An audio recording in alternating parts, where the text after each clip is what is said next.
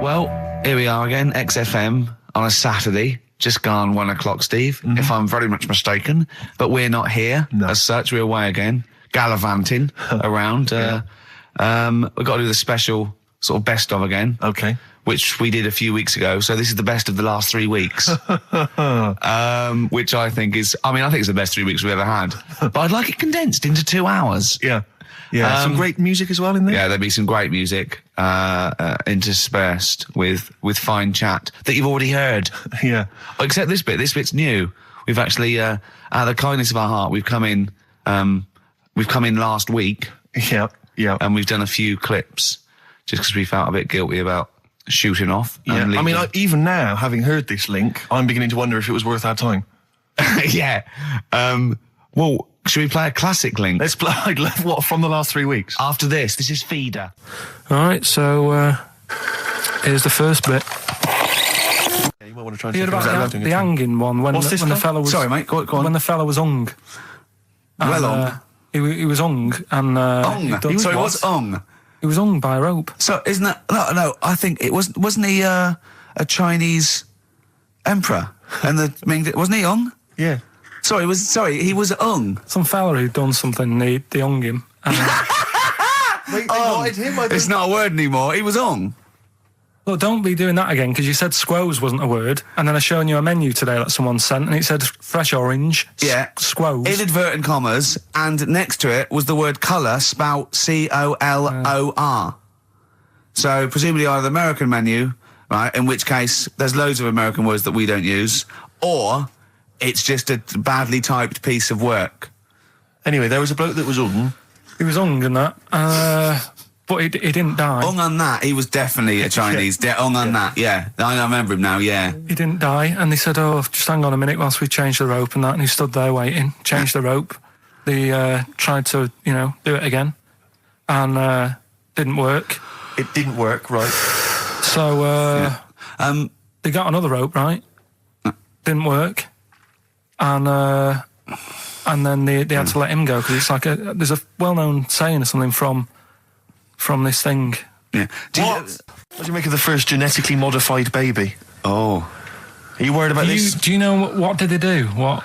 Let me see what it says here. Isn't it just choosing the eye colour? Well, this is the concern, isn't it? That in the future you'll be able to decide whether it's a boy or a girl, how intelligent it is, what it looks like, is it handsome, is it ugly? Obviously, no one will choose an ugly baby, and so on and so on and so on. And so it means that where will it lead? Where will it end, Carl? Are you concerned? I've thought about this a lot. What will us three look like in the future if they're being, genetically modified beautiful people? What will we be like? How will we be considered in society? True, yeah. But we've talked about this before, haven't we? About the cloning thing. Yeah, that's a bit weird. Yeah. But I don't think it matters, because at the end of the day, right, you might look like some other kid, but it's the way you're brought up that will change your features and the way you are, your personality. If you lie, you get a long nose, don't you? Well, no, but listen, right, because I remember when we, I was growing up on this estate. This is going to be good. Go on. No, it's not. It's just an example of how this doesn't work. Go on. So we don't need to worry, sort of thing. Sure. Right? Okay. So I'm growing up on this estate, and there was this woman about 4 houses down, right, who's a bit rough. All right. Didn't fancy her. Oh God, no. Right, but she had a baby. Well, tell me about her first. I'm interested in this woman. What was she? It was a very. Was it like being a man in a dress? I didn't grow up in a posh house or anything. I'm not saying that if you live in a bit of a rough house, you're a bad person. What does she look like? But anyone can tattoos, clean up. Look like Tony Green with a fag on. They didn't clean up much, right? Oh. Which, even if you've not got a lot of money, you can still try and make a place look nice. Yeah. Right. But she didn't, and a kid used to take a horse into the house. Sorry. Whoa, Neddy. What do you mean a kid used to take a horse into the house? Where did they get a horse? Must have nicked it from somewhere. Must have done. You've seen a horse in it? No. What, is that from outside the saloon round the corner? Yeah, was it just tied up with a bit of leather? Right. And, that's great. Did Big Jake come looking for it? I'd been out. So let me get this. This was before the lynching stopped or after? Where did he get a horse from? What do you mean he must have nicked it? His mum said, where'd you get that from? I bought it. All right then, but keep it out of the kitchen. I don't want you going cattling rustling.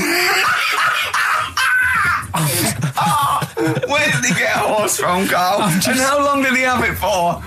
Was he leading it or riding it? Mum, open the door, I can't stop. I can't stop it. Open the patio door as well. Looks like we got us a runaway. What do you mean? I don't know, but the thing is they couldn't afford to buy one because they're not cheap. So I'm just guessing. Maybe that's wrong of me. But I think... He had a horse? Yeah, right. So that's why the family didn't have any money. They'd spend it on the horse. No, I don't think, that's what I'm saying. I don't think they would have bought it. So anyway... Yeah, it's wise to whisper, Carl, in case they're listening. Yeah.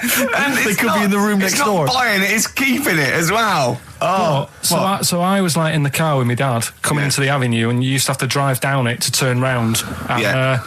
And you know, sort of go back to our house. You had the traditional method of transport. Yeah. And the horse was in the lounge. Reading a paper. Just like walking around. Oh, God!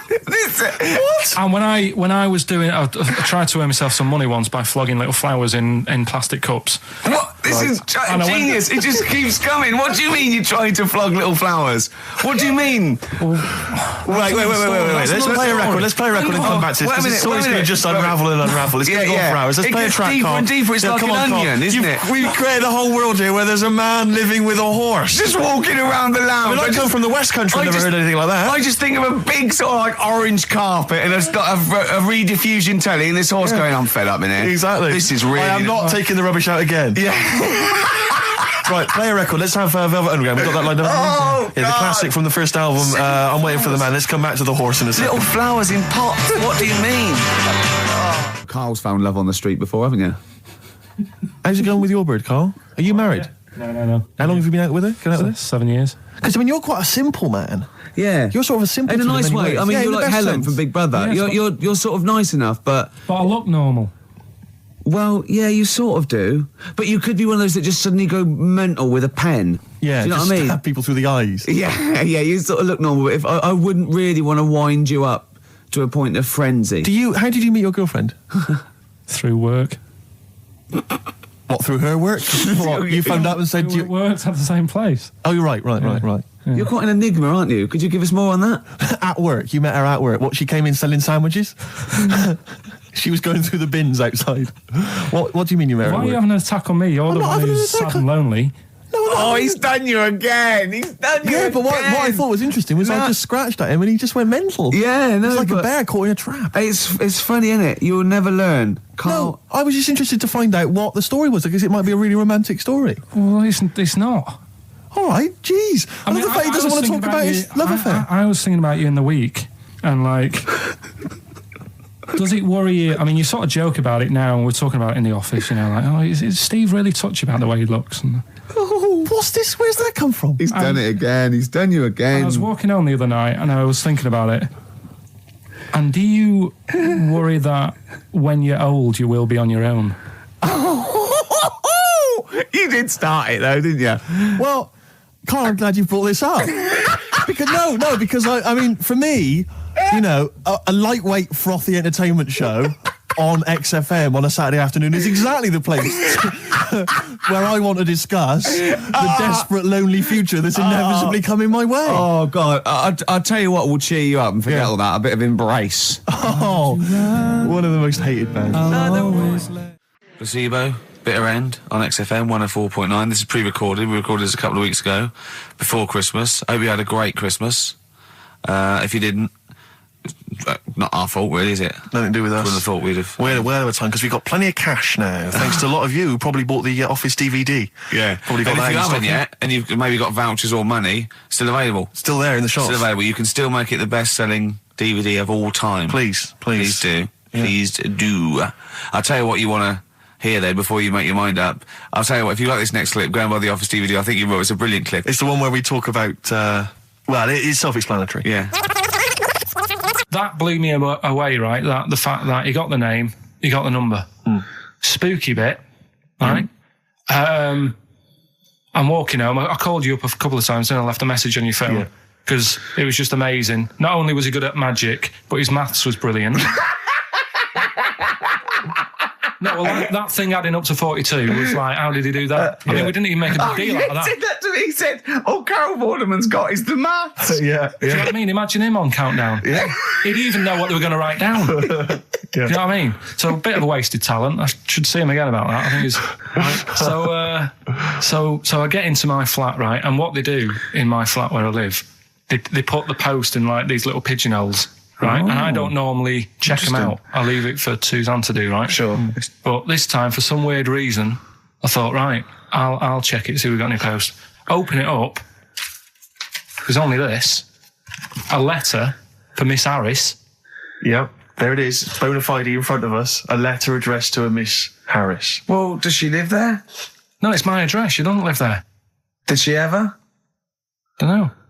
It doesn't matter. It's weird, isn't it? But We've never had. Normally, I think there was a guy who lived there called Yaki Shoki. Mr. 42. It was definitely wasn't an Harris, right? This is the first time we've had a letter for this woman. Yes. Right. But what are you claiming? Because Darren Brown himself admits that it is not paranormal, it is not supernatural, it is a trick. It's a trick. Is it? But he would say that, wouldn't he? Hitler said that. Play a record. Well, can we open this? No, it's illegal. No, but I'm thinking if What it's if a we opened birthday it off card air? for someone's like 42nd birthday. Right. You can't open that letter. Go and put it back, or you cannot open that letter. Why not? You can't open someone else's mail because you think Darren Brown's supernatural. What if we steamed it open, then resealed it? No one would know. It's only a letter. You can't. You can, but I don't want any part of it. Carl, I if think you should open it. No, you open I'm it. not opening it. It's against the law. You should open it No, then. we won't open it then. They won't send you to prison. Forget it. You'll get off. Cure? Yeah. Bit of cure? There's no cure, no. I'm looking. Well, I'm tempted to open it. Well, do you want to, Steve? There you go. No, I'm not going to open it. But I think you should definitely. 6 Different Ways by The Cure from the album The Head on the Door. We've enjoyed that. The head on the door, Carl. Ooh, bit of a coincidence. Spooky, isn't it? It was only 4 weeks ago you were talking about a head and a door. Exactly. Has the door got a number on it? 42. Oh, dear. So we're not opening it? No. Well, I can't open it because as the producer, right? Oh, yeah, because your standing in society is such that they'd make a real example of you. Yeah. A producer of a tin pot radio show once a week. Yeah, he should know better. He can press buttons and talk at the same time. Sending down. But they wouldn't try you in an adult court. You would Carl. get They away. wouldn't be You allowed. would get away with it. Just they hear you speaking for a little while, and the judge would end up squeezing your head and letting you off. It'd be like those people who train monkeys to break in. Do you remember down in South London? We talked about it in the past, and they were going around robbing stuff, and they trained them to do it. Yeah, think so they I did think some time those I don't think those monkeys would have got in trouble. It would have been the keepers. So, I think XFM would probably take the rap. Will you open it? No, I can't be seen to open it. No, he's I'm a an writer award-winner. director. Exactly. So am I. I can't be seen to open I'll it. give it here then. Right, I'm having no part of this. That's against the law, but Right, I'm having no part of it. open it. Come on, you've started now. Right. The thing is, right, if it's important, we can say maybe she's listening. But do you need to stress? What it could be anything. What are you going to say? We're going to say, oh, and if you are listening, Mrs. Harris, you have got gonorrhea. Call the clinic. Do you know what I mean? It could be anything. Oh dear. Oh well. I think my talk did well. Well, what is it? Is the number 42 on there? What is it? Can you say? Be careful. What? Let me see what it is. What is it? Dear Sir, Madam, your periodical dental inspection is now due. Would you kindly contact the surgery to make an appointment? Harris, Mrs. Harris, if you're listening, your periodical dental inspection is now due. You might want to contact the But dental surgeon that you normally go to. she could have a faulty tooth. 42. 42. 42. I don't believe it. 42. 42. Oh my God. God, that Darren's good. isn't he? Darren Brown's good, isn't it? Oh dear. Well, listen, still to come, right? We've got the monkeys thing. Oh, chimpanzee that. And when I was out last Sunday, right, at Johnny's birthday party, Yeah. Steve was there. Yeah. Got talking about stuff. And a debate that we didn't really finish cropped up. It blew your mind, didn't it? Amazing. Oh, I know about this. Steve told me. This is the infinite amount of monkeys. Or a monkey with a typewriter and an infinite amount of time would eventually come up with the works of Shakespeare. Yeah. There was no debate. It's a philosophical, mathematical problem. There's no debate. It's true. It wouldn't happen. No, listen, Carl, listen. Infinity sorts it all out for you, right? An infinite amount of monkeys at a typewriter, right? They do everything. They type everything. Infinity just sorts it all out for you. There's no getting to it and they're going, oh, well, let's have a look what they've done. This one's come close. Did Romeo and Juliet. It would do it all. It would type everything ever possible, conceivable. Yeah, but... It's a mathematical... Well, infinity we've heard your side of the argument, Rick. And I'll be honest with you, it's a persuasive one.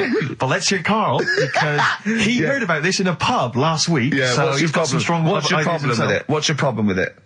Well, first of all, right, you're saying it's a load of monkeys. It's not just one monkey that Depends. can live forever. No, wait. It's either a chimpanzee with a typewriter with an infinite amount of time. He would eventually, by definition, mathematically, type everything ever possible, okay? Or it's an infinite amount of chimps with typewriters, and one of them will type it first time. But already that's not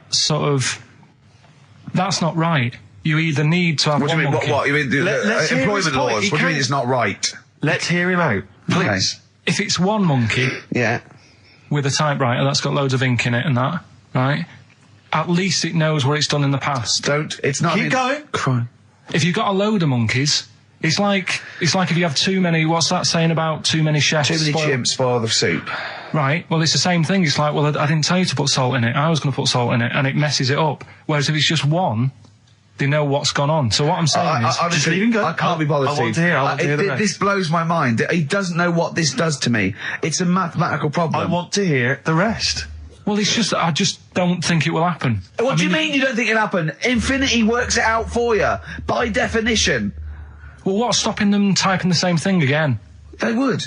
In fact, the problem should be, if you had an infinite amount of time, that it would type... It works for Shakespeare an infinite amount of times and everything else an infinite amount of times. But, you know, that's not as... But not Shakespeare. Oh! Shut up! You idiot! Rick, do you know what he said to me? I said to him, I just explained it to him. I said, God. you've got an infinite number of monkeys, infinite number of typewriters. They will type the complete works of Shakespeare. He said, have they read Shakespeare? You're an idiot! Play a I record. said no. I'm not having this They're not doing conversation. it from I'm not having memory. it. I'm not having it because it really, really winds me up. But you're saying they'll do it with no spelling errors. Well, they do it an infinite amount of times. And they do it wrong an infinite amount of times. And they spell the last full stop wrong an infinite amount of times. And they get one thing wrong in Hamlet wrong an infinite amount of times. They do everything an infinite amount of times. But are they going off a story that they've... Play a record, Carl, because I'm going to knock you out. I'm just saying, Shut up! do they know the story? They're monkeys! Oh, Christ. No, Right, but- okay. We went. It was a great day, wasn't it? Brilliant round of golf. Absolutely brilliant. Such a beautiful place in Stoke Poges. It's like a really posh place. And are you a good golf player? Well, we'll get to that. Oh, okay. Wow. He bought the shoes especially for it. Oh, We could brilliant. have- I'd love to have seen him in those little shoes. I know, and they were no good because they were metal spikes. We had to change them. He was annoyed straight away. He spent over £22 on these golf shoes. We hired a buggy that was brilliant fun. I was bombing along, wasn't I?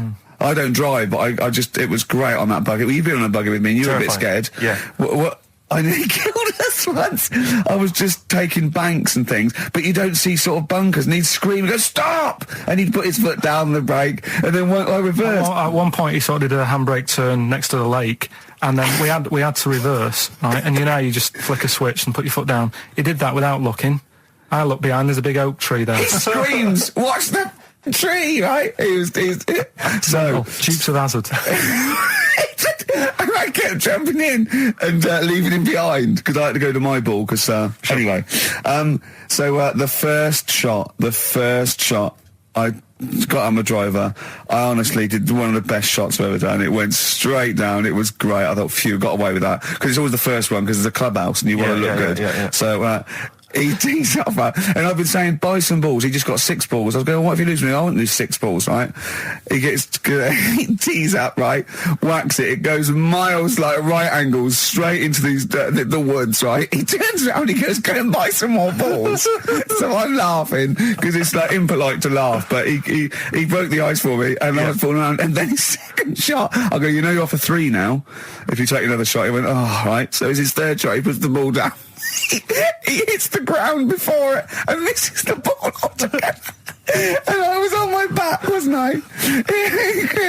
Unbelievable. Actually rolling about on his back. I was rolling about, and we were terrible. I went round 107. He went round in like 119 or something. Sure. It was just rubbish. How long did it take? 5 hours. Of course. And there was no one around, luckily. But it was fantastic. So then we go and have our meal. What annoys me, I said, right, I'll go for a run. He went, I'll have a bath. I said, I'll see you at 7:45. At 7:55, I have to call him. He's not ready, so he's let me down there. I can't stand lateness or laziness. You hate lateness. Yeah, and he's let me down. Do you know his excuse? He fell asleep in the bath because there was no light bulb. There's no light bulb in the bathroom. So instantly he fell asleep, and he was late. No, do you know what I mean though, Steve? If you're sort of like nice and warm and what have you, I was tired anyway. I've been stressed out for 4.5 hours, right? My life flashed in front of me a few times in that buggy. So it's all sort of wears you down a bit. I thought, right, I've got a headache. You're going for your run. I'm going to have a bath. I walk in, put the light on. For some reason it didn't come on, but I thought, it's all right. I'll just... doesn't matter. You can have a bath in the It's summer, so it's light anyway. Well, there's no windows in the bathroom, so... So you were in the darkness? So I'm in the darkness. I nod off because I'm shattered. He calls up, hassling me. So I said, well, it doesn't normally take that long for me because, I haven't got, like, long hair. I've got a dryer and sure. I can sort of one wipe. Yeah, he's already 10 minutes late, though, when I called. Well, 10 minutes. 10 wow, minutes. this is late, next. It doesn't matter. Dinner wasn't until 7:15, so we had, like, another 20 minutes anyway, so it doesn't really matter. Yeah, but we said 7:45. So he's calling up, hurry up. So I said, yeah, all right. So I get out and dry and like my tackle and what have you. Calls back again 30 seconds later. No, I don't, I don't like that. You're not going to do that, no. Give it a wipe. 30 seconds later, come on. So I end up going downstairs to the meal area. Naked. With a wet shirt on and wet socks. I've got headache as it is. Meant to be a relaxing weekend. But anyway, so we have our meal, which is really nice. Candlelit. Then we're sitting in the bar. I'm having a cigar by the fire. Yeah. Like, we're having a rather nice Pinot Grigio. Yeah. He's there going, I've got headache. Is this 1955 that you live in? I know, yeah. It's so right. We are knackered because he's not used to work. I've seen him moaning, falling asleep. He's not used to it at all. And you've been on your feet for over half an hour. Yeah, right. So we didn't even walk around the golf course. We had a buggy. Yeah. Wasn't even exercise. That was Bowie and Waterloo Sunset. Love that. Love the original. Love Bowie. Bowie was my gig of the year. These are my singles of the year. These are our clips of the year.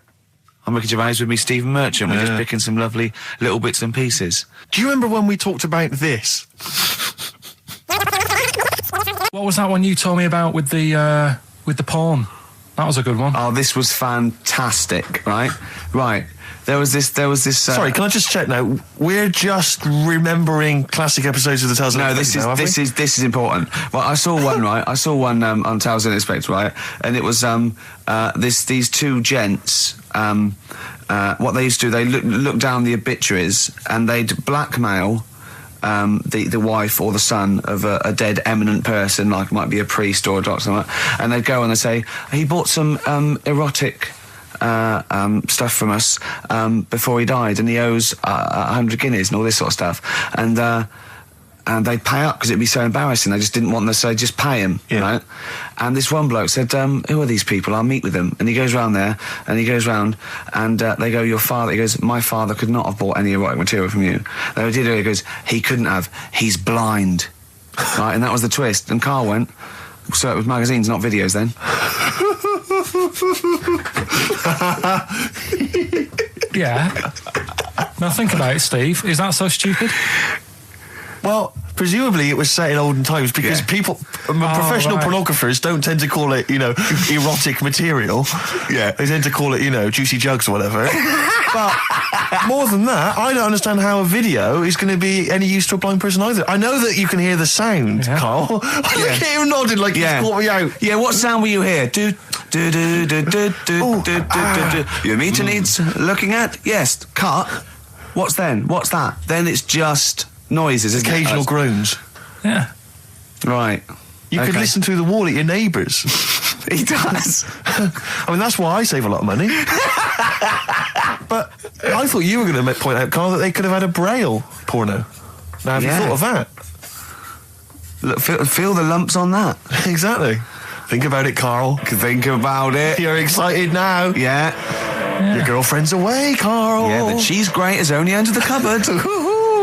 No, she's a good-looking lady. Yeah. 3 holidays Carl's had this year. Last year. Yeah. I'd love to have 3 holidays. You've got to start putting the work in I there. had 2 holidays then. No, you had 3 holidays.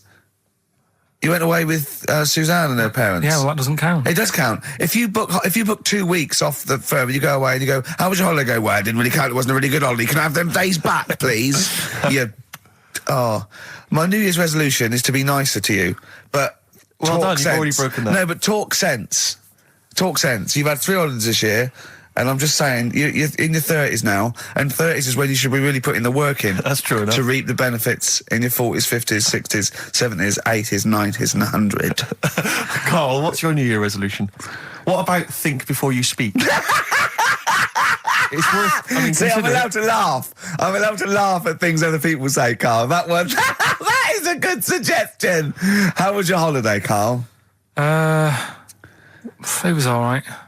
Right, brilliant. But that I don't see on the ratio of good to bad in Carl's mind. That might be amazing because we never hear him sing the praises of anything. I'll tell you what. Can we have a cracking little tune and then come back and hear about Carl's holiday? I'd love to do that. Let's keep it tight. Love to Tear Us Apart by Joy Division. Now I can't put my finger on it, but that doesn't sound like the original, and it's off a compilation. It sounded a bit fast. I think the vocal was slightly different. If anyone can, put me out of misery, I think it might be in a session of the time or something. Carl, is it a New Year resolution for you? Another one. Maybe when we ask you to get a song, get the original single version. I could be wrong, not some but obscure session. Yeah, it does seem different, doesn't it? Very odd. Yeah. Maybe we just remember it wrongly. But anyway, that's XFM for you. 104.9. I'm Ricky Gervais with me, Steve Merchant. Karl Pilkington. Carl, you went to Lanzarote. Yeah. People said don't go to Lanzarote. They told you it was Lanzarote. They told you, were they right or wrong? You were right, yeah. Really? Yeah, it's a bit ropey, yeah. Is it? Why? Just out there. If it wasn't for the volcano they had, it'd been knackered. That's their big draw, is it? That's it, basically. That's all they've got going for them. When you landed, was it really hot? Were you quite excited? You were thinking this is okay? It was warm. It's, we can't complain about the weather. The weather was all right. Sure. You know what I mean? That's what I went for, but it'd be nice if there just was something else. Yeah. What did you do all day then? Did you read your ritual book? No, I didn't read that. I read that book. Do you know the book that I bought and all the chapters were messed up? Oh, yeah. I bought a better version of that. All right. And I read that. Excellent. And then... Did it make more sense in order? Yeah, a lot easier to follow. Yeah. And then we went and had a look at the volcanoes and that. They've got 36 of them to look at. How many did you look at before you realised that you've, pretty much, you've seen one volcano, you've seen them all? Probably about 6 or 7. Really? And then when you got to the 8th, you thought, now I know what this is going to be, Suzanne. This is going to be like a mountain with a hole in the top. Yeah.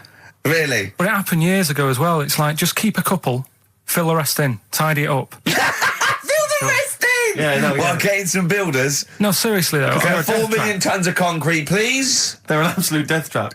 Yeah, what do you mean fill them in? Do you know what a volcano is?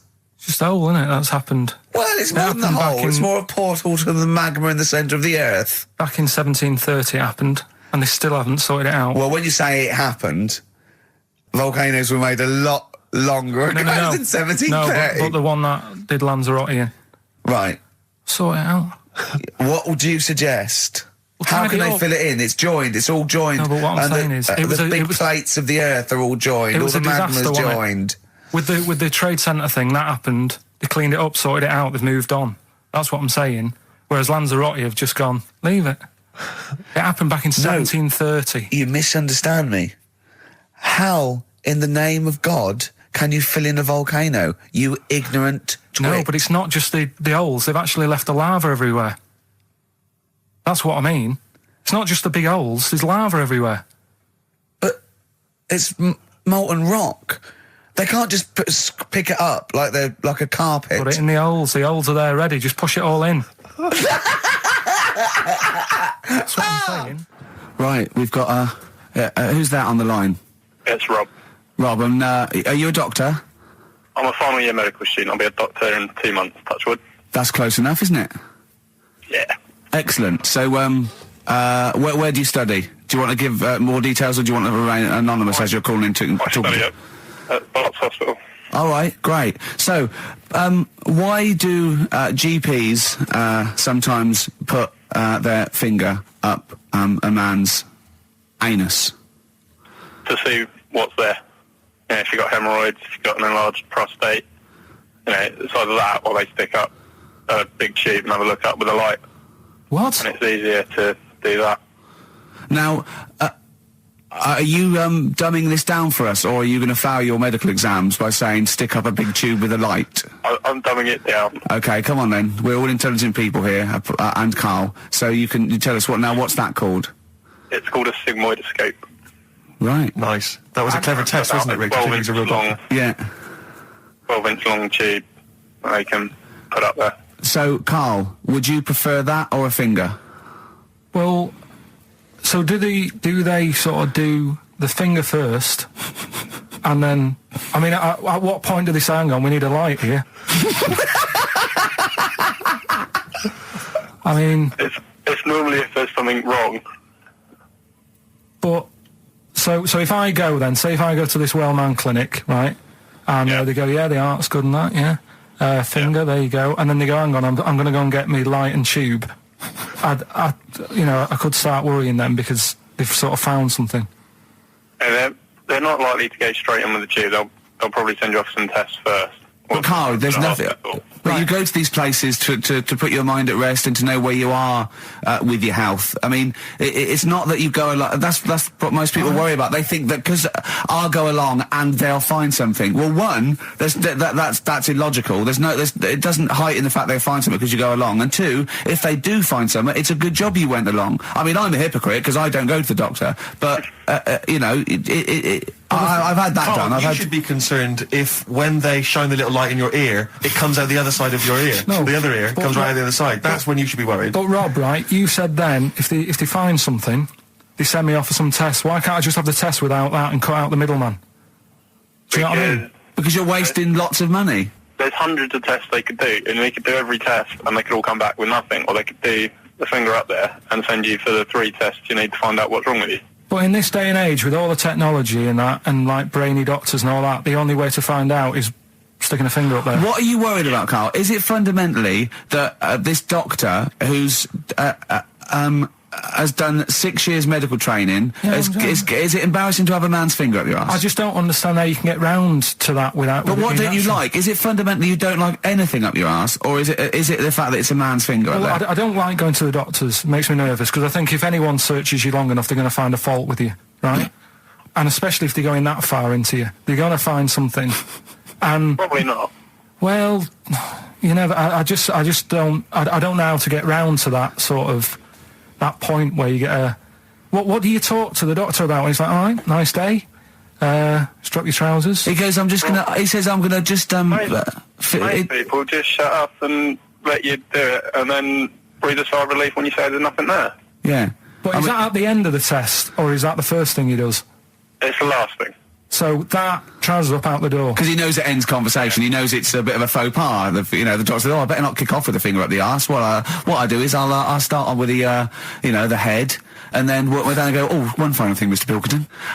So Rob, he drops his keys and he goes, "Pick them up." And as you bend over, will you be doing this, Rob? Is this what you're like open to do? You do all I'll these. have to do it at some point. all doctors do it at some point, no matter what they specialise in. So the first one, is he another doctor there to sort of make sure you're doing it right? Not dentists. No, but do you know? Dentists aren't doctors anyway. But do you know what I mean? Like, normally it's like a co-pilot will have someone with them for the first one. So when you put your first finger in, Yeah.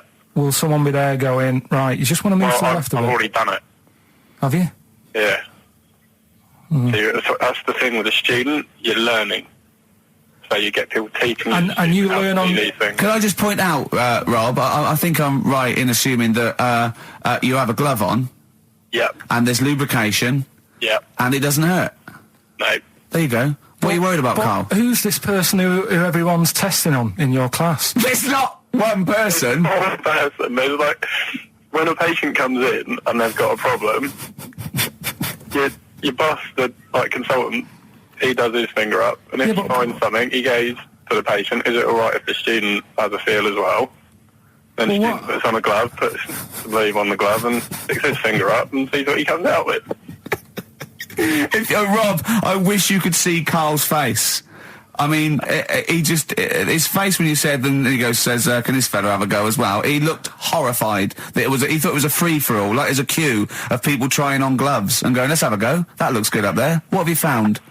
No, I mean, how come you had to sort of... Is it not something you could test on yourself rather than waiting for other people to come in? Because then, you know... It's Cause an when you awkward position to get to, really, isn't it? well, but you can have a good rummage then without feeling too awkward, but to sort of have a go on your first patient when you don't really know what you're looking for anyway, do you know what I mean? Never really thought about it. Because you don't... If you've never done it before... You pop your finger in there, and you've got to sort of look. You've got to have an expression on your face, like you know what you're finding. Well, they can't see what you look. They can't see I'm telling you your what's face. there. You got the big boss consultant man going, now move your finger there, and you'll probably feel this. But he's just done it. He knows what's there. Well, what? Oh, so he's already had a go. He's had a feel, and he's going right. If you feel to the right, that's the conglomerate or whatever. The conglomerate, yeah. It's conglomerate is in perfect working order. Well, that's. I'm still. Thank you, Rob. Thank you. I'm sorry you had to go through this. Carl is probably the worst patient you'll ever encounter in your medical career. Good luck with your finals, and thanks very much. And do you know any female doctors who do this? Or? Thank you. XFM 104.9. Thank you. 4.9, I'm Ricky Gervais, with me Stephen Merchant. It's the best of. You've been voting in all week, sending your emails, so here's the clips that you wanted. Right, okay, right, the results of, We ain't got a winner for the first time. Yes, we have. We've got done this loads. feature for... We've got loads of winners. No, we haven't. We've done this feature for 3 weeks. This is the first time I've managed to sort of... What? Well, let's go through them then. What have they got wrong? The first one. The first one? What was The first one, yeah, the first one. Well, hang on. Let's do them in reverse order first. So what's the last one? The last one, the clue was that bloke does sport on the telly and he's got a little kid. What's that? That's Destiny's Child. Des, who does ITV Sport, that's has got terrible, a tiny man. child, right? No, That's terrible. that's fine. They got that. okay, Destiny's Child. What's the one? What's the middle one? Right, the middle one, right? Child. The second one was he doesn't like women. Yeah, he's got a couple of kids. That's a bit weird. Yeah. Right. That was PD. That was Puff Daddy. That is offensive. Go on. But it's not Puff Daddy. It's Puff Daddy. And he's not even called that anymore. He's called P. Diddy. Well, Okay, fair enough. but they got that one. Yeah, yeah. And if I'm being tight, these lot are as well. Yeah. Yeah. Tight means something in Manchester. Go on. Right. And the first one that they're having problems with, I don't think them birds should be allowed in this They've area. got it. Boyzone. It's not Boyzone. What's the clue again? I don't think them birds should be allowed in this area. That is perfect. A boy zone. No birds. No women. No women, yeah, birds, right? A boy zone. Sorry, Carl. If that isn't the answer, their clue is better than yours. That is brilliant. What was yours? Boy zone. It works perfectly. What's your answer then? Bangles. I have no idea what that means. Like seagulls. So you don't want them in this area, so you're banning them. Bangles.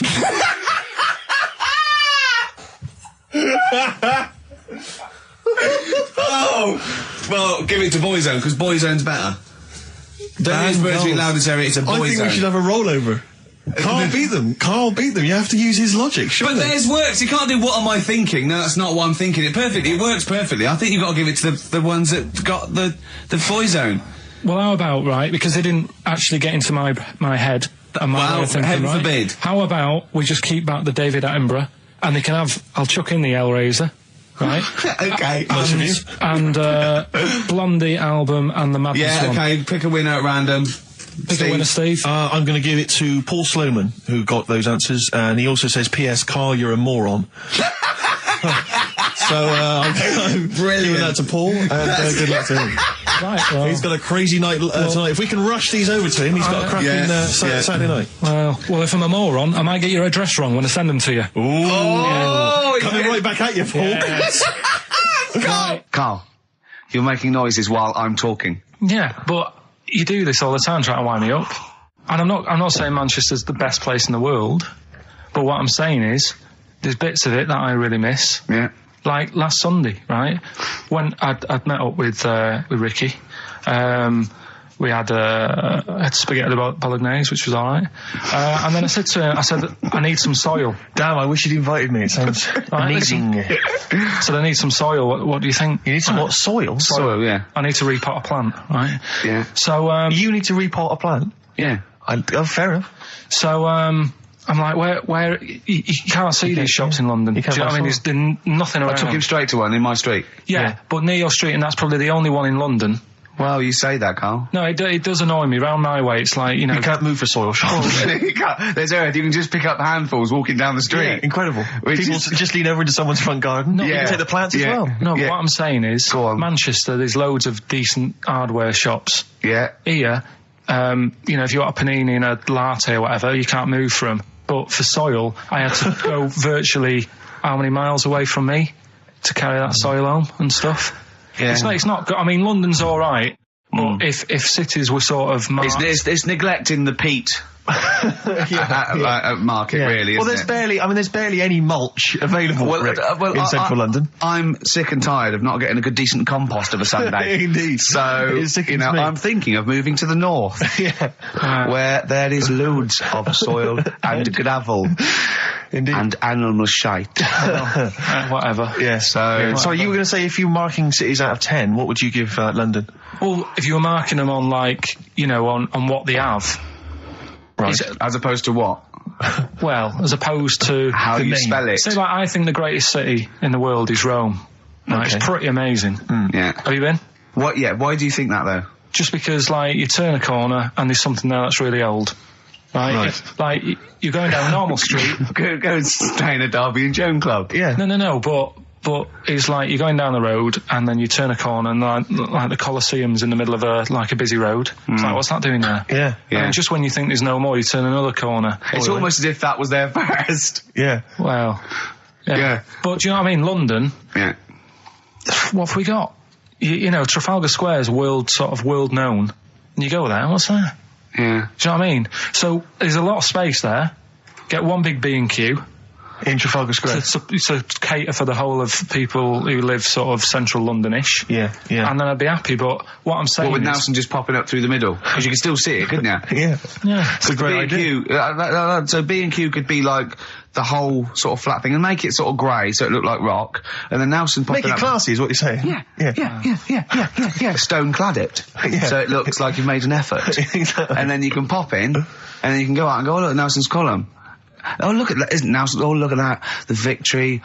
Defeat. That's fantastic. One of the greatest living. Yeah. I need some nails. Yeah. Perfect. Killing two birds with one stone, you say? But why isn't there more than them shops?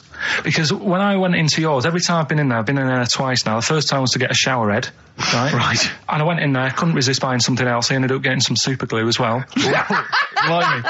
Hey, Right. big spender. And then last Sunday we went in there, got 2 bags of soil, not one, I bought 2, Yeah. and I bought some scissors to cut plants with. Secateurs. Well, Scissors. you never know when you want, you might need more soil, I suppose.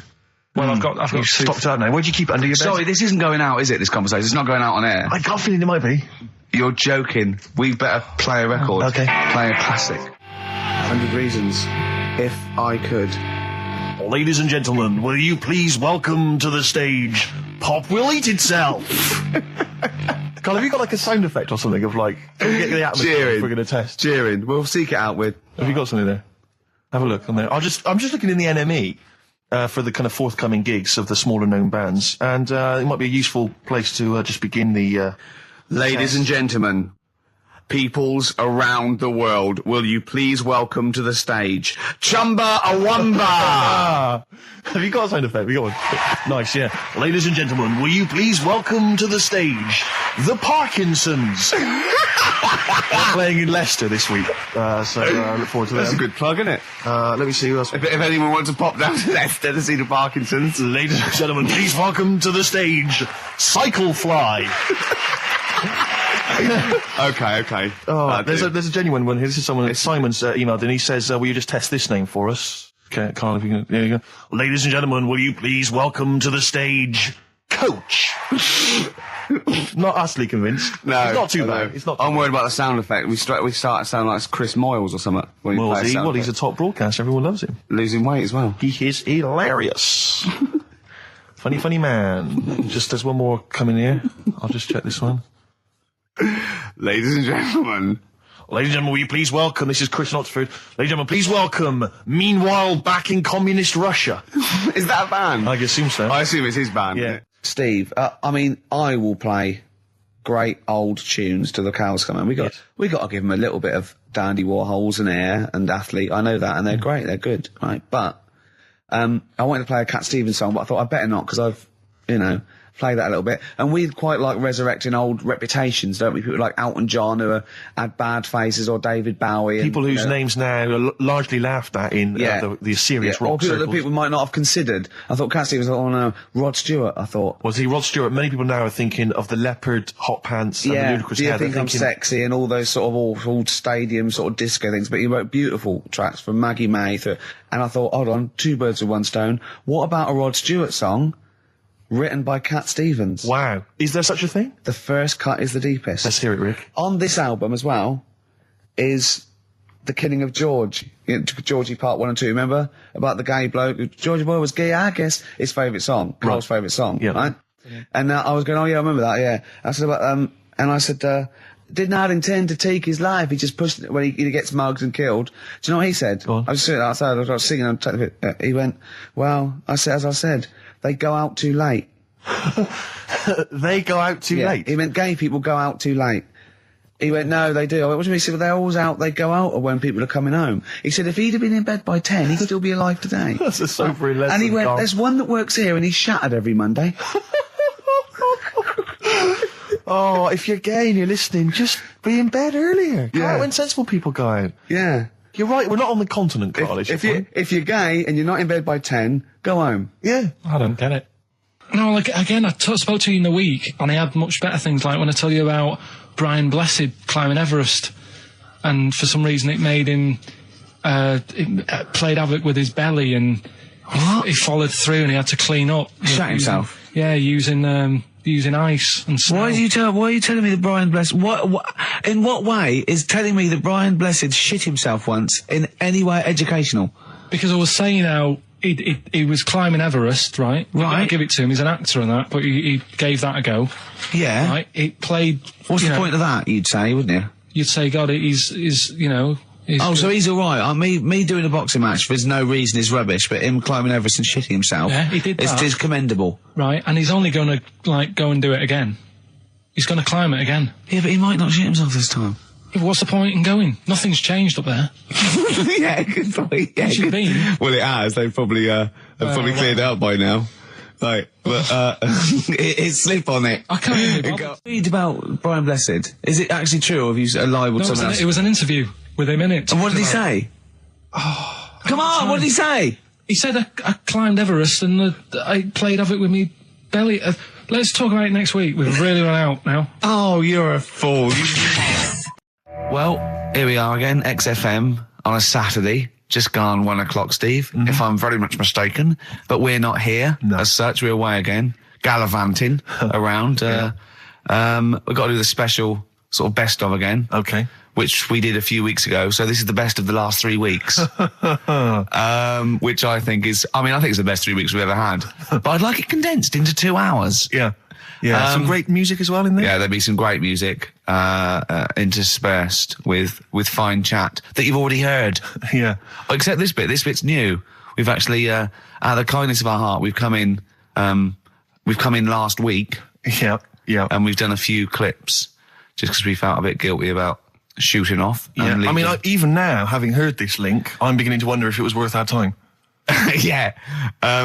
Well, should we play a classic link? Let's play, what, from the last 3 weeks? After this is Feeder. All right, so here's the first bit. Now listen, I'll give this one. This is an easy one. Now just think, right? Think just what it means. They're not that hidden. They're not that cryptic. Just think what this means, okay? Okay. When the Hares addressed a public meeting and claimed that all should have fair shares, the Lions answered, "A good speech, hairy feet, but it lacks claws and teeth such as we have." How would you use that? No. What do you think that means? This is translated from the, I don't know, Greek or something. I don't know. It was Aesop. Where's he from? Greek. Yeah. So shall I do it in my own language? Okay. So what would happen if there's hares and they have a meeting in the jungle with like loads of lions and go, "Hey, hold on, wait a minute. I think we should all be equal and share everything, all right?" And the lions go, "Well, yeah, it's easy for you to say. We've got claws and teeth." Yeah. What does that mean? It's saying like, of course the hares want that because it's better for them. The lions get nothing out of it because they're already king of the jungle. That's right. So it's negotiating from weakness. Anyone can negotiate from strength, but negotiating from weakness is it's be lovely. It's a lovely utopian look at the animal kingdom. But the way you said it is better than the way they worded it. Well, that's because Ricky's very much the modern Aesop. I mean, many people have thought that. You know, that's why he's getting a lot of awards with the TV show. For him, that's a fake. So look, hey, I'll take that home and read ones you like and tell me about the ones you like, ones that click. I don't care if you only come in with like one or two. Go, I'll tell you what, Rick, there's one thing that I've learned from that. You know, because sometimes you can know all these phrases and until something happens, you don't think, you know, everyone's heard, you know, to, I don't know, to err is human, to forgive divine.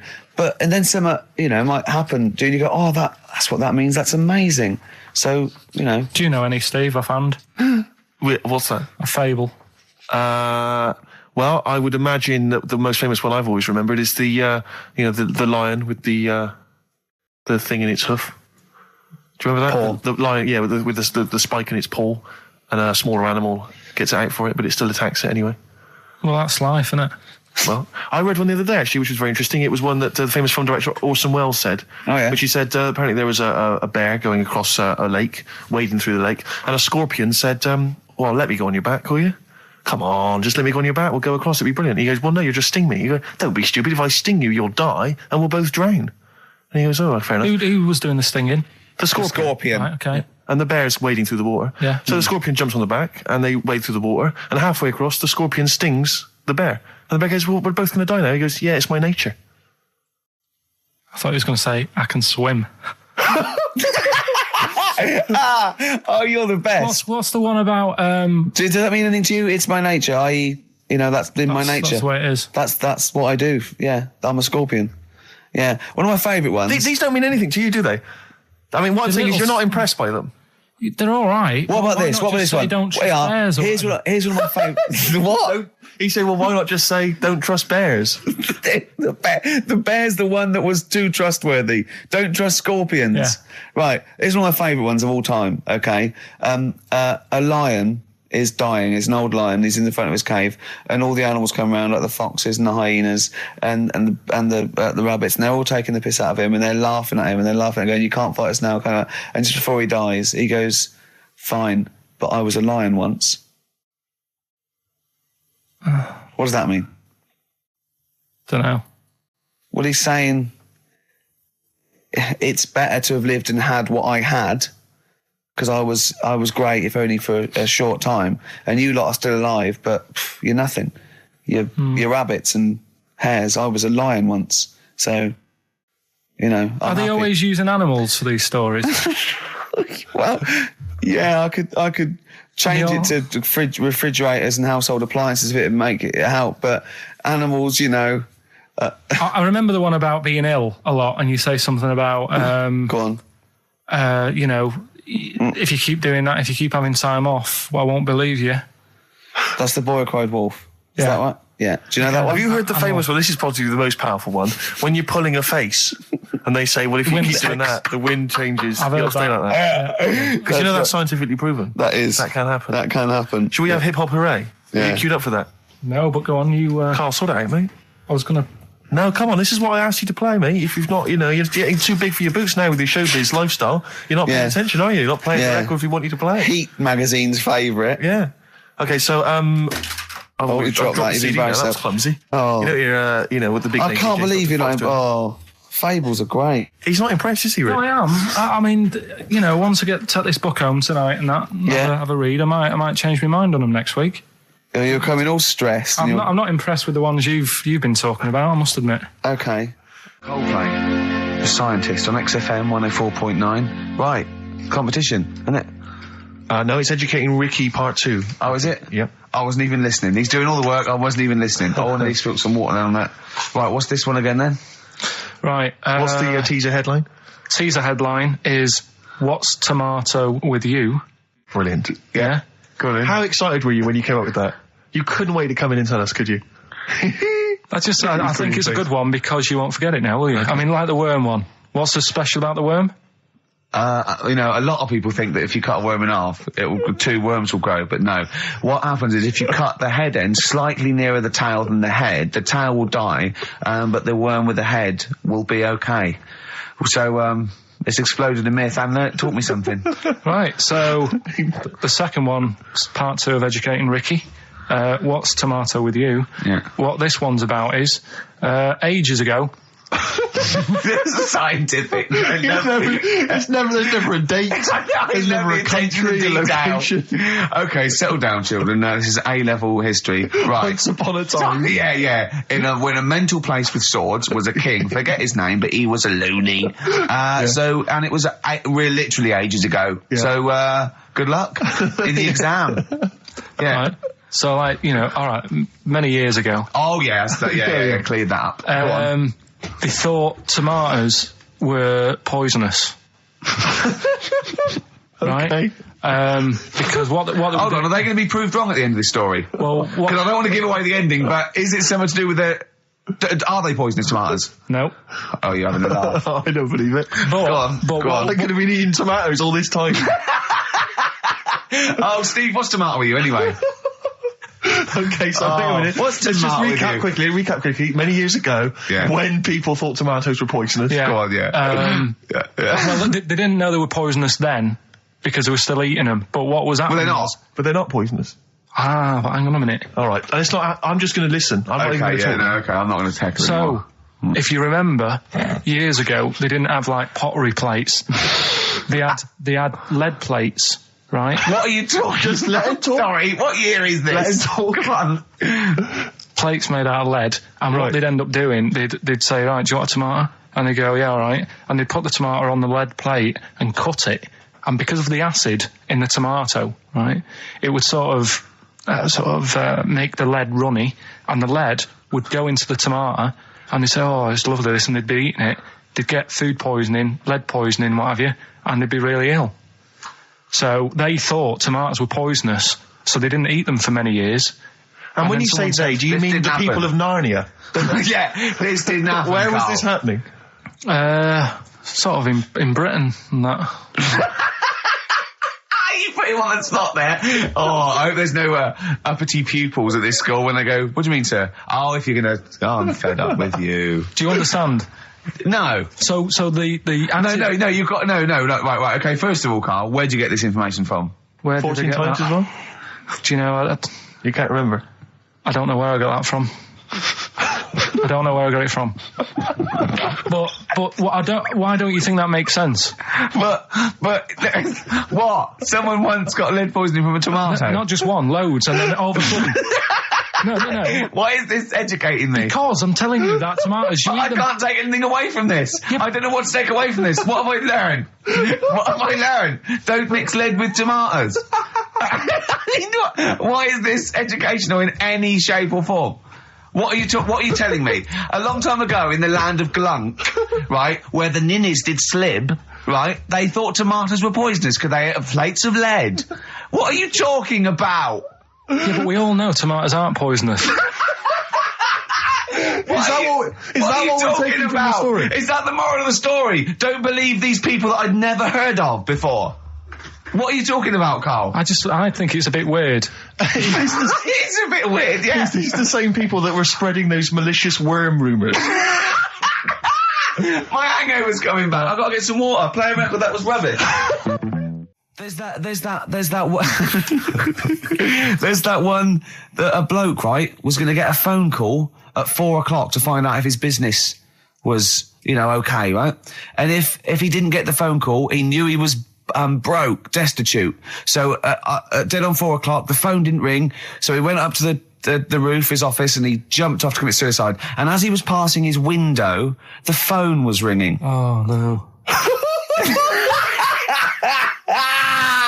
Carl, it didn't happen. Didn't happen. Think it through. Think it through. Who told that story? Who told that story? As he hit the pavement at 120 miles an hour. He's the only person who could have known that series of incidents. Also, why didn't he wait? As his life's at stake, why didn't he wait till 5 past? I was going to give it 5 minutes just in case. Just in case the lines are busy. Yeah. And what sort of bloke goes, I'll call you at 4, okay, if your business... Well, call me anyway. No. If I don't call exactly 4, then, no, you commit suicide. Commit suicide. I would, because if I don't call at 4, that's the end of it. Well, call me anyway. No, that's not the way I work. Why can't you just call me and tell me the other way? Well, I'm telling you how I do it. If you're bust, I don't call. Can't you just call to verify in case something goes wrong? What if it's engaged? It won't be engaged. Just commit suicide at 4, please.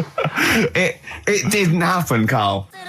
This is the Best Of Show on XFM 104.9. I'm Ricky Gervais, with me, Stephen Merchant. Yes. I hope you're enjoying the Best Of. I know what you're thinking.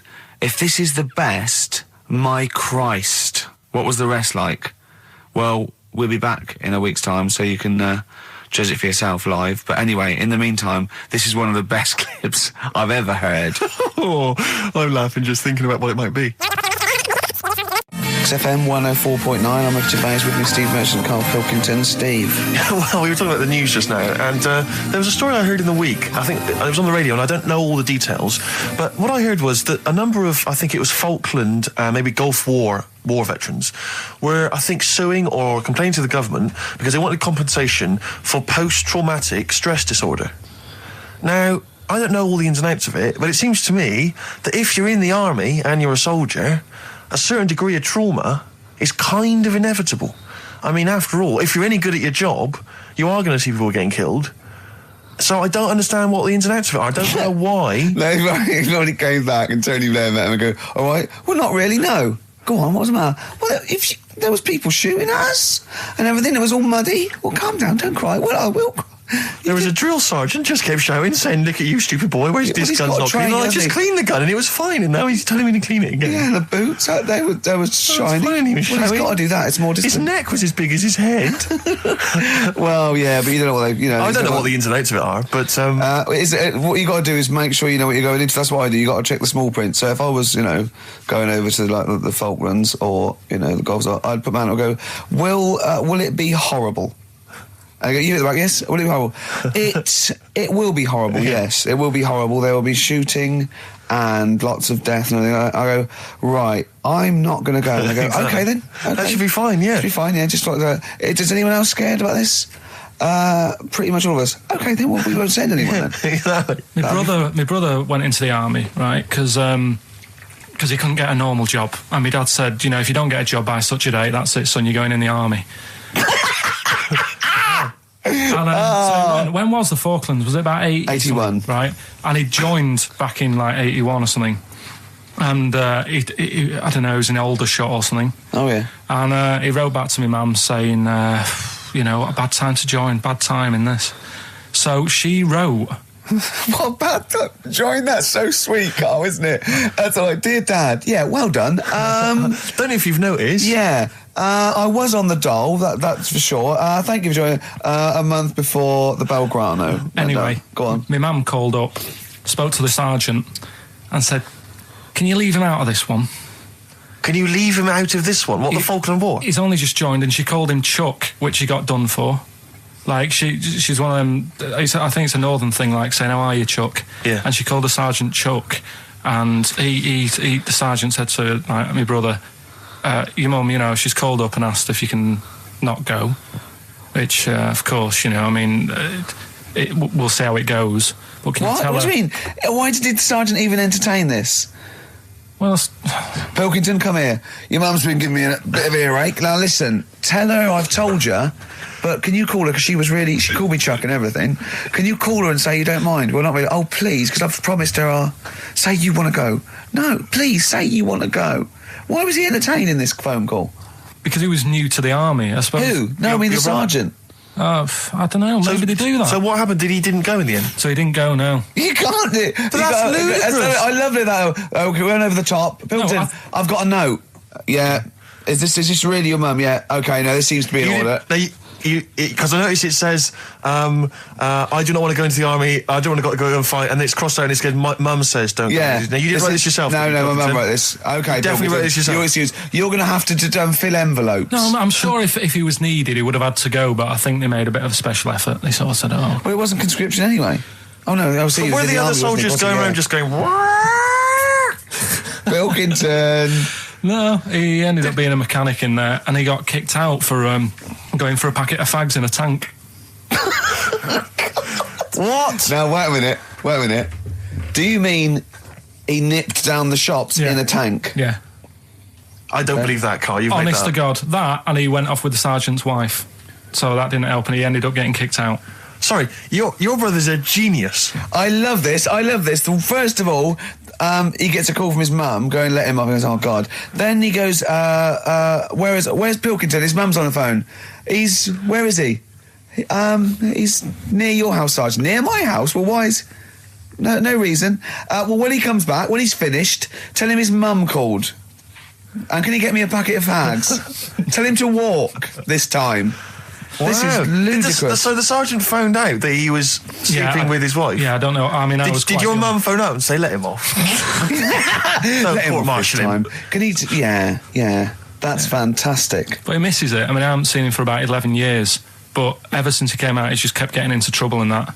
And the army, you know, people slag it off, but I think if you're a certain type of person, it's good for It you. didn't straight him out, did it? No. He was going down the shops in a tank, he was shagging someone No, but behind their back. it's really weird. It's like back then, he was like a proper adult, and he had a house, and he collected crystal with his wife and that. And now, he hasn't got any of that. Has he got the wife? No. Has he got the crystal? Don't think he has.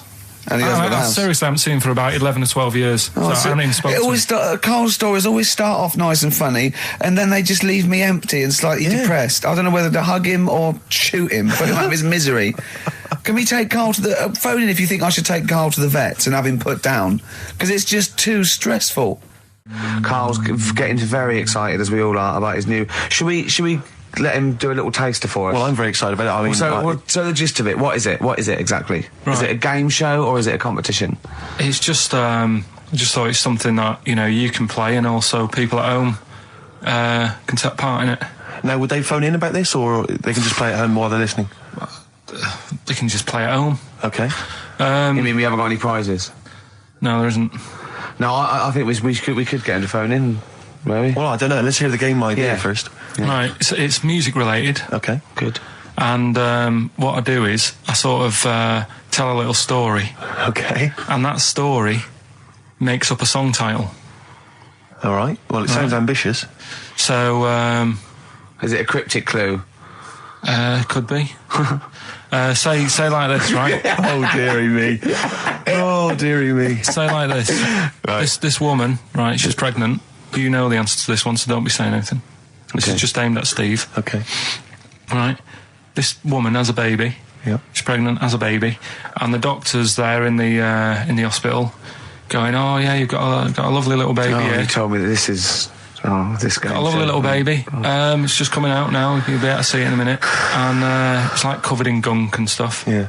And he's going, yeah, it's nearly here. It's coming out. I see its little head and that. and he gets hold of it, and it's full of all this gunk, right? The baby's full of gunk. Yeah, like the Covered in gunk or full of gunk? covered in it. Right. And he goes, here you go, get hold of your baby, and he drops it. Right. What song's that? There's so much irrelevance there, Steve. I can't tell you. It's not a cryptic clue. It's not a cryptic clue. Because only... I mean, the gist of it is relevant. That isn't the best one. That's just... Right. I mean, there is just... There's things there that you were dwelling on and thinking of pun. Don't. Just go for gut instinct. What was it? What was that? Right, I just need to try and get the basics of this. There's a woman, she's pregnant, she has a baby. Yeah. The baby's covered in gunk. Yeah. Right. And because of the gunk, the doctor drops the baby. Yeah. And that's all I need to know. Yeah, that is all you need to know. Yeah. The pregnancy is largely irrelevant. Okay, what are the key elements? It's the birth and the doctor dropping it that are the irrelevant. The relevant birth thing. and the dropping of the baby. Yeah. I've absolutely no idea. I can't even begin to guess. Think about what's happened here. Oh, Carl, She's had a baby, the doctor's trying to deliver it, he's saying it's a nice little baby you've got here. This is all irrelevant. This is all irrelevant. Right, let me tell you this. So just to be fair to Steve, he can get into your mind. Right, this is not a traditional cryptic clue, logical problem. This is Carl. What song am I thinking of? Right, that is Underworld, Born Slippy. I have to say, actually, that makes textbook sense. Yeah. No, that does actually. No, I'm sorry. Do you like all the story about? It's all right. You can see it in him, and it always is covered in gunk. Yeah. No, I agree. There is some extraneous detail, but I have to say, that Born was good because it was. That's the look of it. Was Born was good. Yeah. And Born Slippy, no, I was quite impressed by that, Carl. I have to say, no, to be fair to you, I'm not just patronising you. Oh, well, wow. I actually think that was really good, and I disrespect Ricky Gervais for slagging that off, because I actually think that was quite good. Well, let's go ahead with it then. I feel we could maybe open this up to email correspondence or okay, or the let's phone go lines. for it then. Okay, this is Karl Pilkington's new game show idea. It's Just what's the song? Karl Pilkington presents What's the Song? Ladies and gentlemen, please welcome to the stage Mr. Karl Pilkington. There's a fella who was in a coma for 20 years.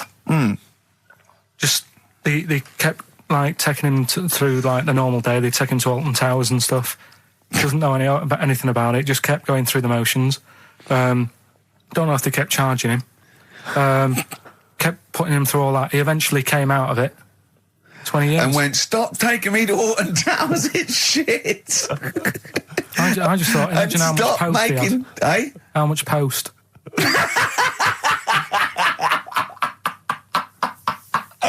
Oh, Did you read about that guy in the paper, Carl? He, sorry, on the internet.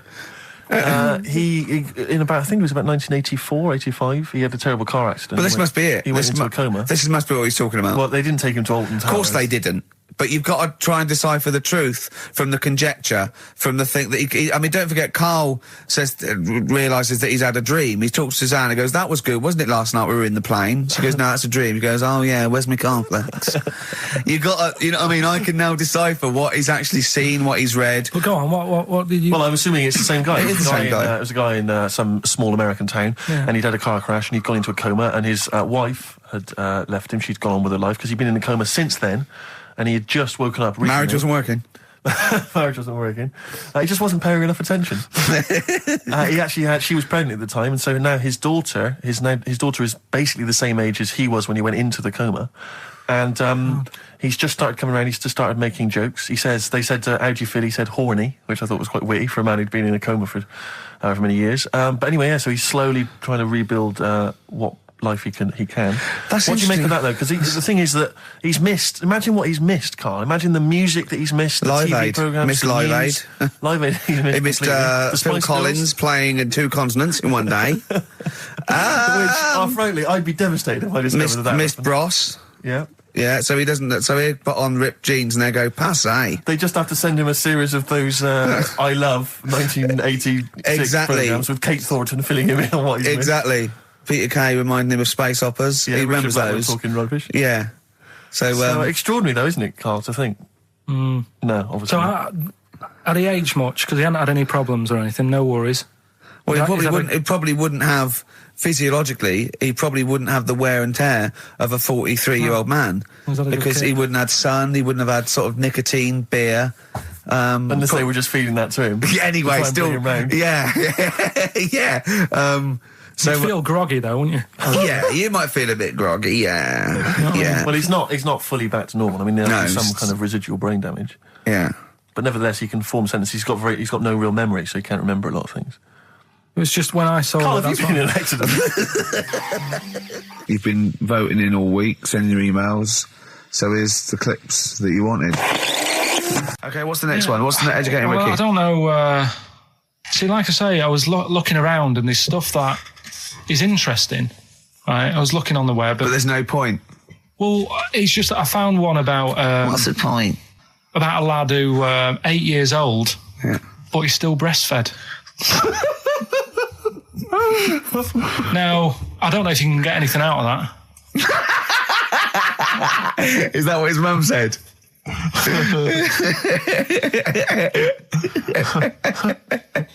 So, What do you mean? I don't know if I can get anything out of that. You don't need to. No, it's just that, you know, Where did you read that? that was on the internet.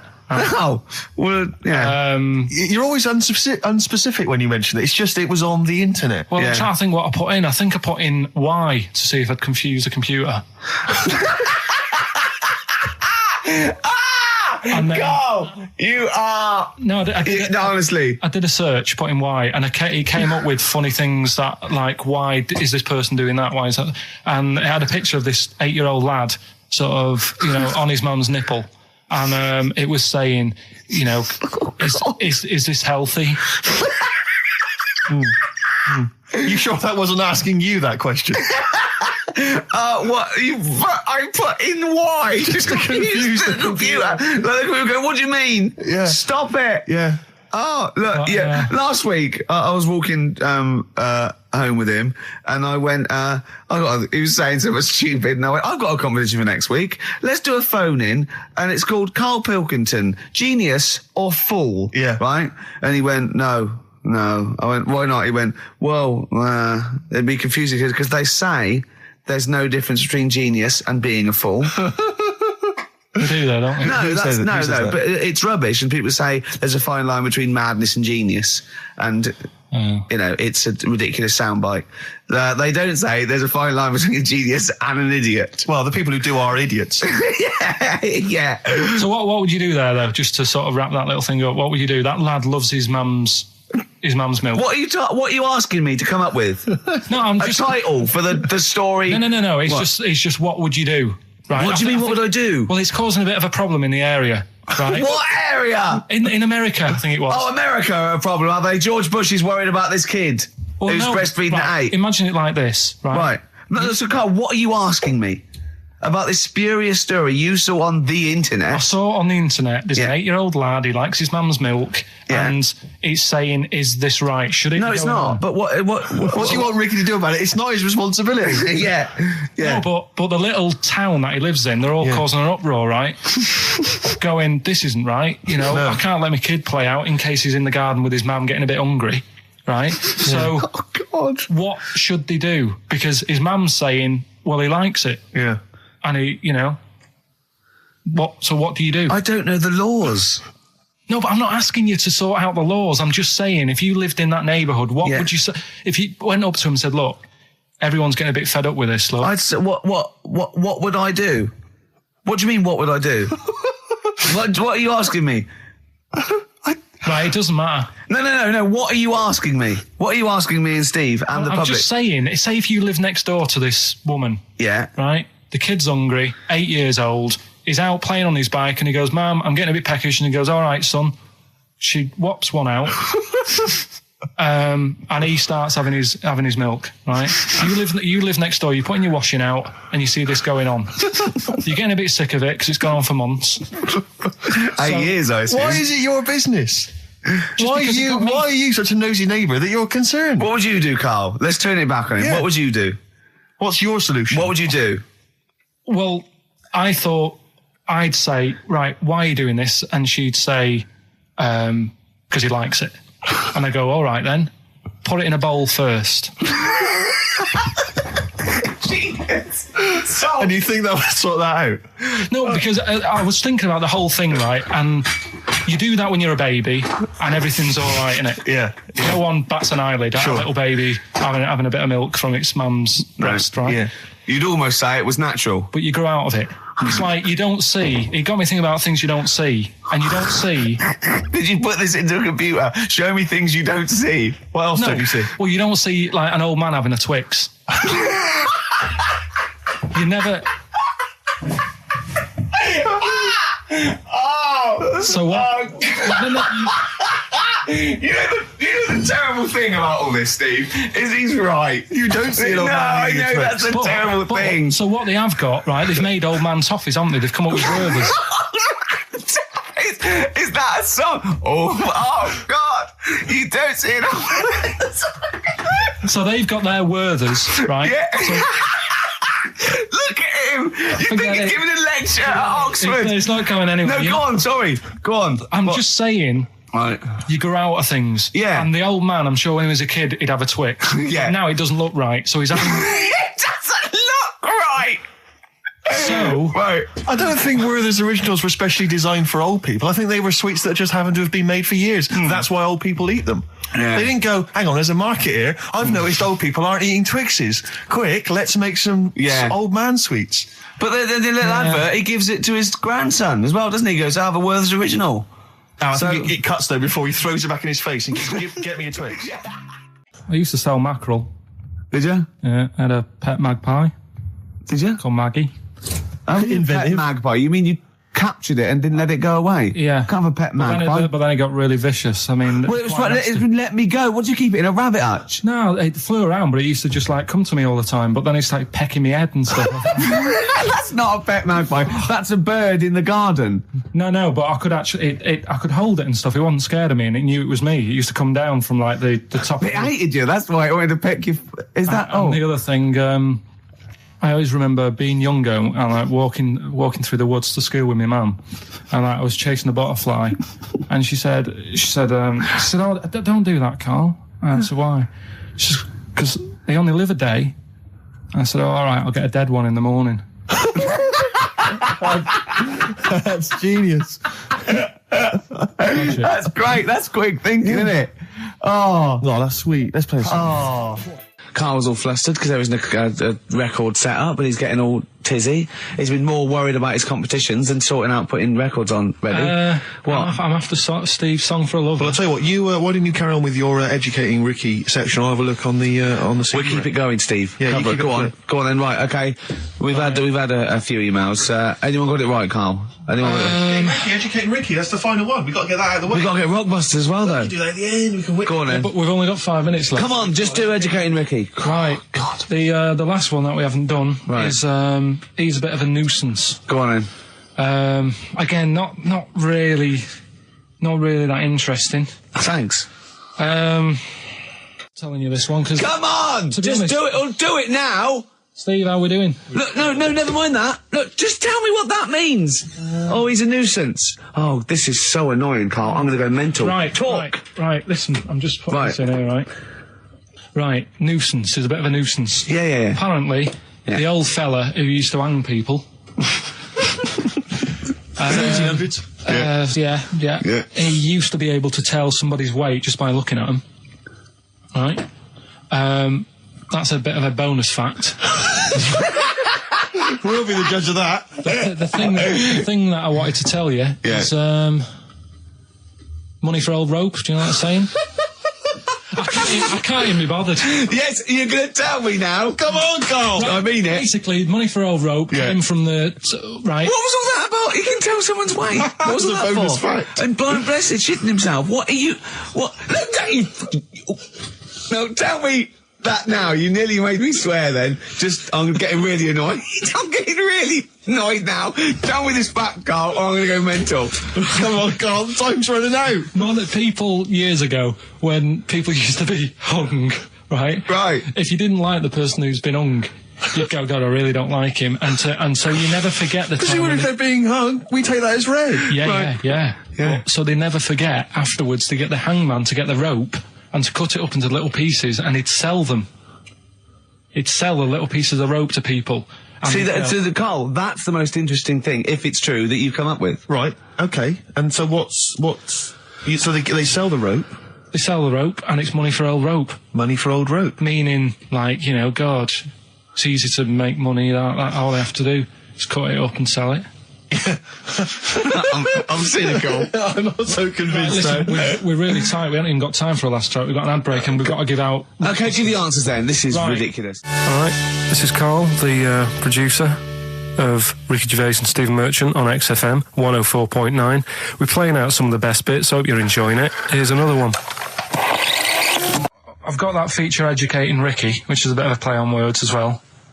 Right? Do you know the film, Steve? Educating Rita. Yeah. I see what you've done. Go on. I'm doing that, and I teach Ricky stuff. What do you teach me, Carl? Well, I've got a few different topics. Go on. Do you know, like how you taught me about Hitler and Che Guevara and Winston Churchill? Mm-hmm. I'm going to come in with topics every week, and this week I've got Ghosts?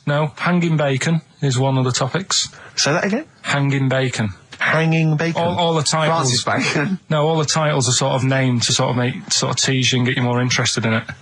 Hanging bacon. Well, you've certainly intrigued. Go on. What's another title one? Hairy Chinese kid.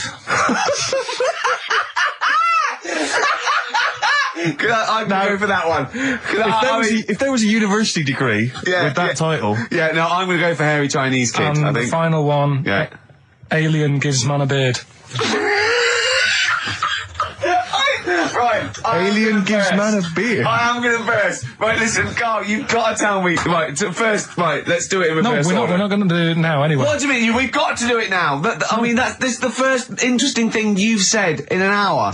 Okay, the listeners have just been subjected to rubbish and mistakes and everything for the last 6 months. Please, we've got to do Alien Gives Man a Beard. What is that? Tell us that. Right. Sorry, this is just you telling me something, is it? This feature is you telling me something. I'm teaching you something. Educating Ricky. So are we playing it now? We're already into this feature. Well into this feature, are we? Yeah, I suppose we are, yeah. Should there not be a jingle or something? Yeah, can we have a There's jingle? no point, because look, I come up with ideas and you dismiss them straight away, so I'm not wasting my time making stuff. Right. If you don't like well, okay, it. let's play Educating Ricky. Right. Brilliant. Go. Right. So- Ding-a-ling-a-ling-a-ling-a-ling. Educating Ricky.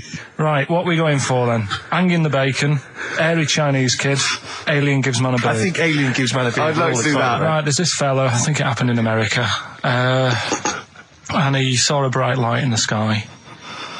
And God, if you're bored. he stood there. This is a true story, is it? Yeah. He stood there, Yes, of course it isn't, Steve. and he saw this bright light, and it came closer and closer, and it was a UFO, right? Yep. And he looked at it, and it disappeared, right? And he gets back in his car, He looks in the mirror. and he looks in the mirror. Yep. He's only got a beard. He hasn't.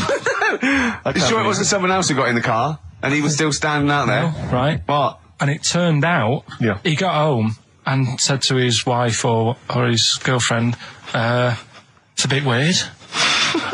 So I just got out of the car to look at a bright light, and I got back in the car and I grew a beard, and she said, never mind your beard, where have you been for 3 days? And what had happened is... He passed out because he was pissed. No. The UFO had taken him for 3 days. Yeah. But he'd only thought that he'd only looked at it and it went away. Yeah. But what had happened is he took him and Yeah. he grew a beard because he hasn't had a shave. Right, okay. I mean, was Will Smith or Tommy Lee Jones anything to do with this at all? Did you see this on a video maybe and thought it was an educational film? No, it's from a book that some kind person sent in to me. Here. Can I just ask again, just again, I'm just throwing this right back at you. Do you think there's any other possible answer here? Right? A man is absent for 3 days from home. He's the grown a length beard. of time that it could take to grow a beard, lest we forget. What if he hadn't actually seen a bright light in the sky? What if he was lying? What if he was lying? He'd got knocked unconscious. He'd had a car crash. Just any number lying. of other No, things. just lying. Or he was just lying. Yeah, he'd been on a bender, getting pissed for 3 days and that with was his an mates. excuse to his wife. And they went, Dennis, what are you going to tell your wife? Well, wait a minute. Wait a minute. You're not going to believe I was out with you, lads. Just say you're only away for a minute. No, I wasn't away from it because of the beard. Oh yeah, look, it looks like you've been out for 3 days. Well, we have. That's Exactly. right. Okay, we've got to cover that then. Alien abduction. Great one. Okay, let's try that. Do you see? That's a little scenario there that could have been played. So, when you say educating Ricky, what have I learnt from this? Never listen to you again. That's all I've learnt so far. Never listen to you. Yeah, we'll add a little bit more in here, right? To Well, spice this no, up. what do you mean add a little bit more? We'll add a bit more to this what I'm educating you about, Go on. right? There's only a law in America that says if you touch a UFO, you're going to get done. Now, why would they make a rule?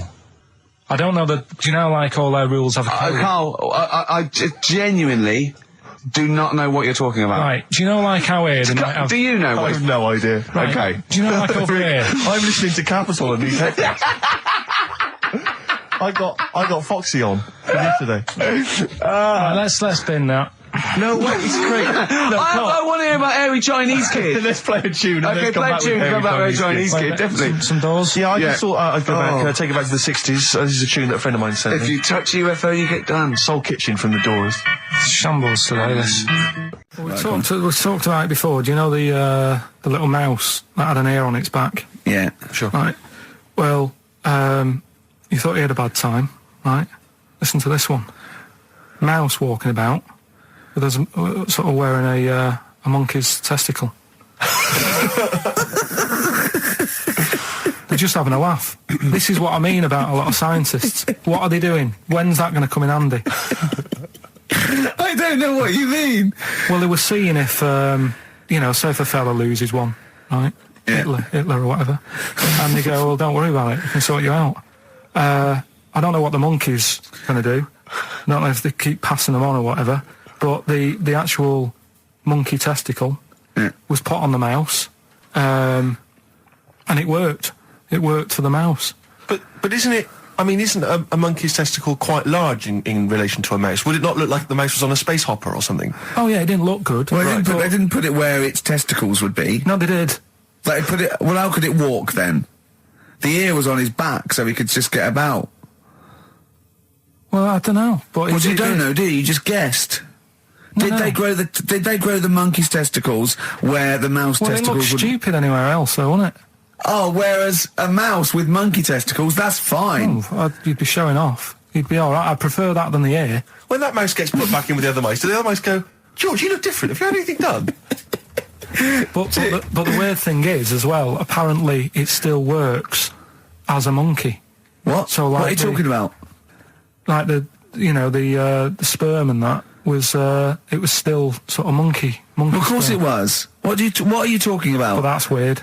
But what, Carl? It's only a thing to give it nutrients. That's all the thing they're testing. It's like grafting at that level. Right. What's your question? Because I'm right.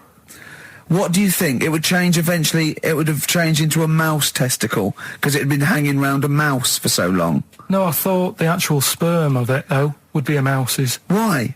because it's hanging off a mouse. No, but your sperm is actually created in the testicles. So that's say why this that's why it has to be outside your body. Otherwise, we put them in a nice little cage. But a little bit. I'm guessing then that they've done this operation so that they can do it to humans.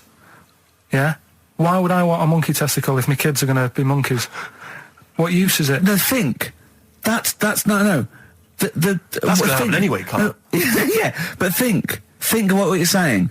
They've grown a monkey testicle on a mouse to see if it would still function as a monkey's testicle, okay? So they can do that to humans. So think, Carl, what they'd do is they'd grow a human testicle on a mouse and it could still be used as a human testicle. So what? To give you a testicle that you've lost. From a mouse? No, from another person who it was kept alive on a mouse. Because it's kept the nutrients alive, as opposed to keeping it in a deep freeze. Maybe bollocks go off after a week. I don't know. Maybe they get accidents. He had a little a card. Do you donate your testicles? Yeah, I'll tell you what. No one needs testicles yet. Let's keep them on a mouse. You have yours ripped off in some sort of bizarre skiing accident. You go, well, you're in a Battersea dog town.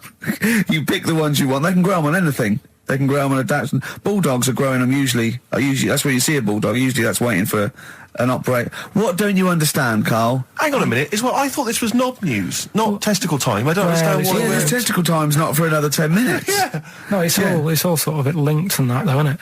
Well, sometimes it's linked to a mouse. But what do you think about, like, I don't know, testing stuff out like that? Is it worth it? Could you not just go straight from... But listen, Carl, I'm getting this information from you. No, if this was on Question Time and someone said there were, Dimbleby and Paxman or whatever said it, I'd think about it as a moral dilemma. You've just said you saw a mouse with a monkey testicle. What do you think of that? I don't think anything of it. I don't think anything of it is the answer, Carl, because I can't trust the info. I cannot trust anything that comes out of your mouth. Well, it's true, but it's just all this. It's the same thing, innit? It's the leeches in a blender. It's the fella looking at an electron. Yeah. It's the mouse with an ear on its back. Yeah. I don't know what the point is. But you don't read on. Because I've seen you read something and you're going, look at that. Man survives on eating knee. And I go, what else? You go, I didn't read on. I didn't read on. You look at the mouse with the ear on the back and you just think, that must be murder at a concert. You don't think. You don't think. No, anything I else. just You don't think, read on. is it worth sort of wasting all the... You think he swallowed someone's ear? He gnawed it away and swallowed it and it's just in his system? Yeah. No, I just get a bit sad about the mice and that. I agree. I mean, that is sad, yeah. Of course, anything like that. Travis on XFM 104.9 on Ricky Gervais with me, Steve Merchant and Karl Pilkington. We're doing Educating Ricky. Right, final one. Come on, Karl. Right, what was it? It was, why don't they just get a diary or some paper or something to write on? Yeah. Yeah. Because snappy. I couldn't think of a heading for it. It's basically, Go on. people who have tattoos, I've never understood it, right? That they have something put on their arm. Right, sorry. Have we started the educate? Is this part of it? Are you educating me? This is something that will be useful in my life that I didn't know about. Yeah. Go on then. No, it's just like they've got a machine out, right, that does tattoos. Tattoos. You come up with a design you want, and you sort of this machine scans it, and you put your arm in this thing, and you press print or whatever, and then it does the tattoo on your hand or on your What, arm. like loads of little needles that follow a pattern? Yeah, The computer, basically, yeah. Is it a real tattoo? It's a proper. It's a proper one. The fella said. Well, as long as it goes out, it pierces the skin with a. I just wondered if it's one of those kind of, those kind of. No, it must be lots of little needles or a moving needle that can go Sorry, along but it. how is this cleaned? Like in between each person? Don't know. Probably. I don't know. Well, no, as long it's only that if it's one needle, it's just the head, isn't it? If it's one needle that moves, and does it like like loads of little. What are we gaining from a machine doing it? Just because they're not going to sort of mess it up. But hold on, how do you keep your arm still? Because your skin moves slightly. So the machine it's won't. sort of strapped to your arm. Right, And so it's spread- the so- fella said that the tricky thing was in all this, it was the fact that, nobody would let him test it out on anyone else, so he had to do it himself. But did it work? Because the thing is with a tattoo Yeah, it works, artist, they yeah. can see when your skin's moved and they can see what they've done and they keep wiping it and looking. Whereas a machine's just got to trust itself. Yeah. So I think one needle could go wrong. If it was a lot of needles, that it just came down, like, 1,000 needles that was an imprint. Yeah.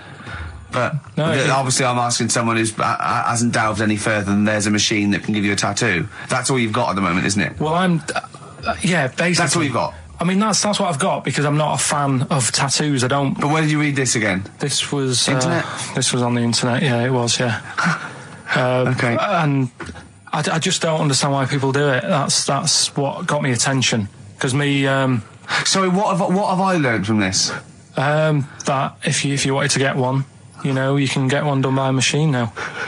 People say machines are sort of taking over and that, and there's another one. But it's just the fact. I mean, I don't know. So give us the snappy title of this education again. Why don't they just get a diary or some paper or something to write it on? That's what I always think when I see people with loads of tattoos. Like there's that fella who we were talking about the other week in Scotland who was covered 99% in tattoos. It's just like, what have you done that for? Yeah. Do you know what I mean? You can't get rid of it now. You've done it now. Yeah.